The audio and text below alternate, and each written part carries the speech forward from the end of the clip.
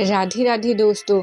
तो आज अपन स्त्री बुक के नारी मिटेगी नारी तभी बचेगी इस विषय पर चर्चा करने वाले हैं। तो इस चर्चा को अपन स्टार्ट करते हैं। ओके जी।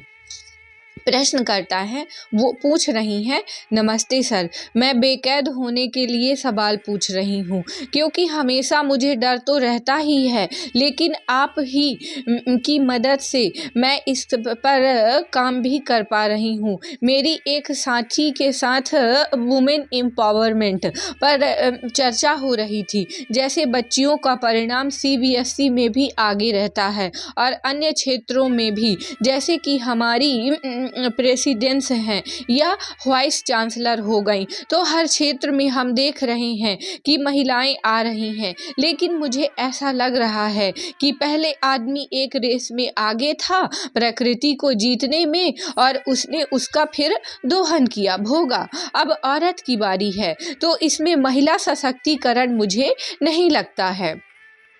आचार्य जी, हाँ वो तो है ही। बहुत सारा ये जो नारी सशक्तिकरण का काम है ना, ये सिर्फ समानता और बराबरी मांगता है। ये हर बात में बोलते हैं इक्वलिटी इक्वलिटी, बराबरी बराबरी, वो कोई अच्छी बात थोड़ी ही है। आप किसी बहुत साधारण और निम्न कोटि की चीज से बराबरी मांग रही हैं। किसकी बराबरी करनी है? पुरुष की बराबरी करनी है। पुरुष क्या है? जितने सब पशु घूम रहे हैं वही हैं, तो खुद भी पशु बनना है क्या? पुरुष की बराबरी करके क्या हासिल हो जाएगा? मतलब कुछ चाहिए तो इतनी छोटी चीज क्यों मांग रहे हो? अगर मांगना ही है तो बड़ी चीज मांगो ना। और मेरी दृष्टि में चीज ये होती है कि नारीत्व को बंधन की तरह ढोना जरूरी ना रह जाए। नारीत्व को बंधन की तरह ढोना जरूरी ना रह जाए। ये होती है वास्तव में नारी मुक्ति, नारी की मुक्ति। पुरुष को स्वयं से मुक्ति चाहिए, नारी को भी तो स्वयं से ही मुक्ति चाहिए होगी। जब तक वो नारी बनी हुई है, कहाँ से हट जाएंगे बंधन? पुरुष भी नारी पर बंधन डालता है, उसको नारी बनाकर ही तो। अब नारी कहे कि मैं नारी रहूंगी पर बंधन ना रहे, ये हो नहीं पाएगा। तो जेंडर इक्वलिटी नहीं, जेंडर इररिलेवेंस चाहिए। पता ही ना चले कि वो स्त्री है कि पुरुष है। उसके भीतर जेंडर कॉन्शियसनेस रहनी जरूरी क्यों है? मतलब देह भाव नहीं होना चाहिए। और देह भाव आपका तभी छूट पाएगा जब आपको आत्मज्ञान होगा, जब आपको पता चलेगा कि आप शुद्ध बुद्ध आत्मा हो, ब्रह्म हो, आप देह नहीं हो, तभी आपका देह भाव छूट पाएगा। और ये जो जेंडर इक्वलिटी होती है ना और इररिलेवेंस, उससे आप तभी बाहर निकल पाएंगे। ठीक है, तो उसके भीतर जेंडर कॉन्शियसनेस, देह भाव रहनी जरूरी क्यों है?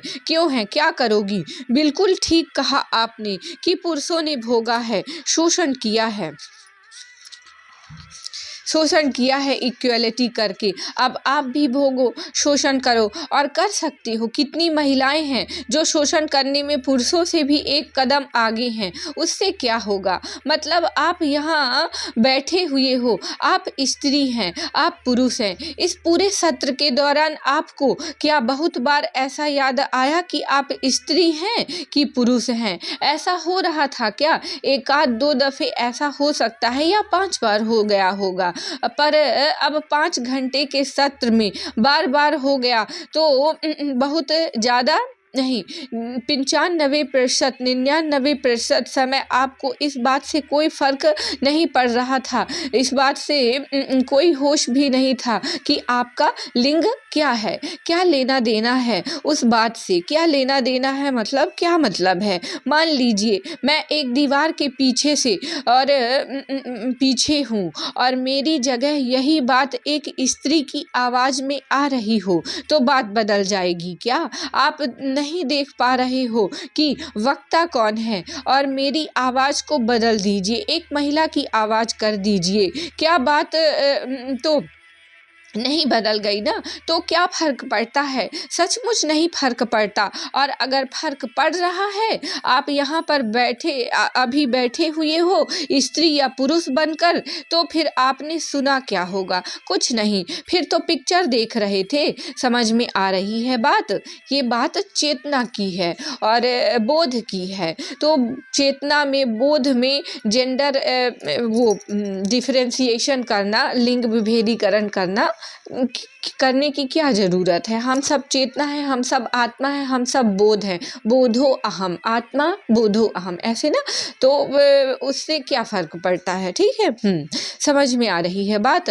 और इतना तो अंतर होता भी नहीं है स्त्री पुरुष में। सच पूछिए तो ये जो बना रखा है मार्स और वीनस, कुछ नहीं इतना होता। जबरदस्ती का कृत्रिम अंतर बनाया जाता है। आप पशुओं में देखिए, आप यही तो बात कर रहे हैं ना। ये एक पैदा हुआ है, लड़की पैदा हुई है, लड़का। आप पशुओं में देखिए, नर मादा में आपको कितना अंतर दिखाई देता है, कितना अंतर दिखाई देता है। बहुत सारे ऐसे जीव होते हैं जिसमें नर और मादा में कोई शारीरिक अंतर होता ही नहीं। आपको अंतर चाहिए तो आप उस पशु को लाओ, परीक्षण करो तो पता चलेगा कि ये क्या है। नहीं तो कोई अंतर नहीं होता। 10-15 साल हो गए इन खरगोशों को, संस्था में जो खरगोश थे उनको, मैं उनकी तरफ इशारा करते हुए आचार्य जी बोल रहे हैं कि 10-15 साल हो गए इन खरगोशों को। हम तो नहीं बता सकते कि नर है कि मादा है, हमें तो नहीं पता।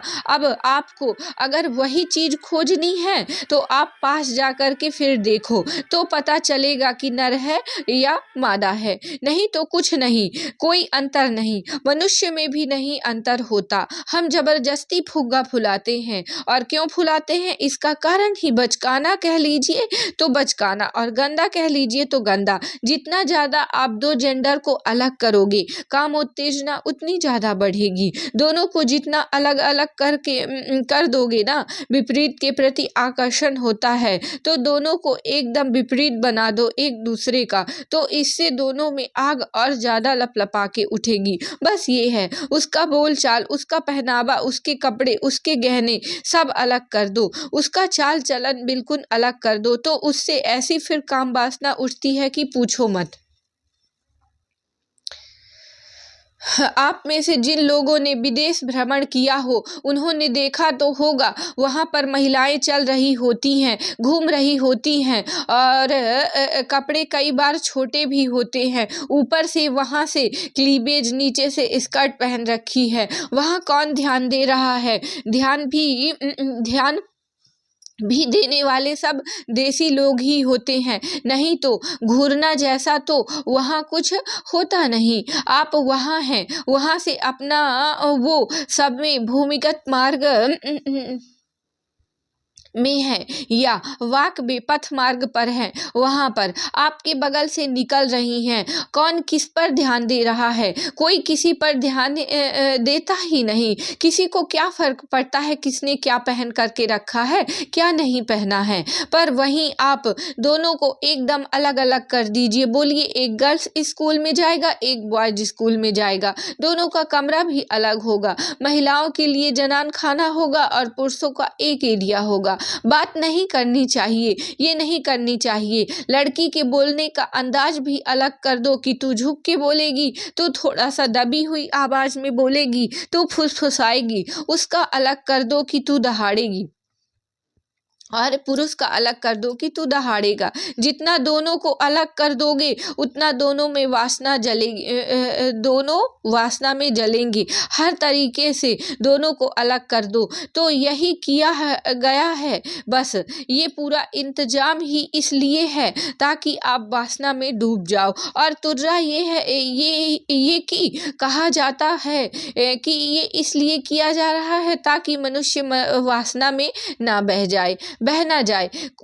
कोई नहीं बहता। कौन सा जानवर वासना में बह जाता है? वो खुले में रहते हैं तो भी क्या आपको ये दिखाई देता है कि वो हर समय एक दूसरे का पीछा कर रहे हैं, संभोग कर रहे हैं? ऐसा तो हमने नहीं देखा। कुत्ते के बारे में भी क्या बोला है? हाँ, कुत्ते को लेकर के क्या है, दोहा है, कामी कुत्ता 4 दिन अंतर रहे उदास, और कामी नर कुत्ता सदा 6 ऋतु 12 मास। कबीर साहब जी का एक दोहा है कि कामी कुत्ता 4 दिन अंतर रहे उदास, और कामी नर कुत्ता सदा 6 ऋतु 12 मास।